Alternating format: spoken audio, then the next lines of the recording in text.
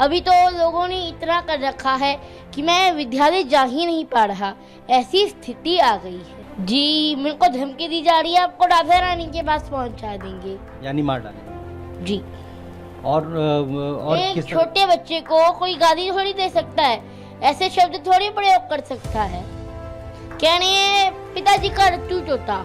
मुझे फर्क नहीं पड़ता कि जमाना क्या कहता है, मुझे तो ये पता है कि कान्हा मुझे अपना कहता है। मुझे नहीं फर्क पड़ता कि जमाना, मुझे फर्क नहीं पड़ता, मुझे फर्क नहीं पड़ता। मुझे अब फर्क नहीं पड़ता। अब लगता है कि इस बच्चे को बहुत ही ज्यादा फर्क पड़ गया है, क्योंकि इसका धंधा पूरा का पूरा ठप होता नजर आ रहा है। सारे ही न्यूज चैनल पर अब अभिनव अरोड़ा अपनी सफाई दे रहा है और कह रहा है कि मैं एक सच्चा भक्त हूँ, लोग मेरी भक्ति को झूठा बता रहे हैं और अब मैं किसी को भी छोड़ने वाला नहीं हूँ। पर अब बात मेरी भक्ति की आ गई है, मेरी भक्ति को नकली कहा जा रहा है, अब हम बर्दाश्त नहीं करेंगे।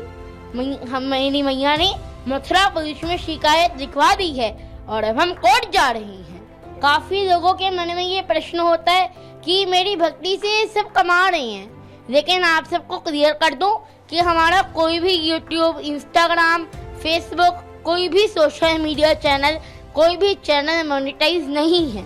इतनी सफाई देने के बाद भी अब लगता है कि अभिनव अरोड़ा की दाल नहीं गलने वाली। अगर आप कमेंट बॉक्स की तरफ जाएं और देखें कि लोग यहां अभिनव की बातों पर क्या रिएक्ट कर रहे हैं, तो देखकर बहुत ही हैरानी होती है। लोग अब अभिनव अरोड़ा को झूठा मान चुके हैं। एक भी कमेंट आपको ऐसा नहीं मिलेगा जिसमें कोई अभिनव अरोड़ा का सपोर्ट करता नजर आ जाए। अभिनव अरोड़ा के अगर हम रूम पर एक नजर डालें तो अभिनव के रूम में भगवान की मूर्तियों और लड्डू गोपाल के सिवा कुछ नहीं है। ये बच्चा कह रहा है कि मेरी भक्ति पर कोई बोलेगा तो मैं बर्दाश्त नहीं करूंगा, पर यहाँ कुछ लोग इसको नसीहत भी देते नजर आ रहे हैं। एक यूजर ने कहा कि अगर भक्ति करनी है तो दिखावे की क्यों कर रहे हो, भक्त को भला रील बनाने से क्या मतलब है, तू या तो रील बना ले या फिर भक्ति कर ले।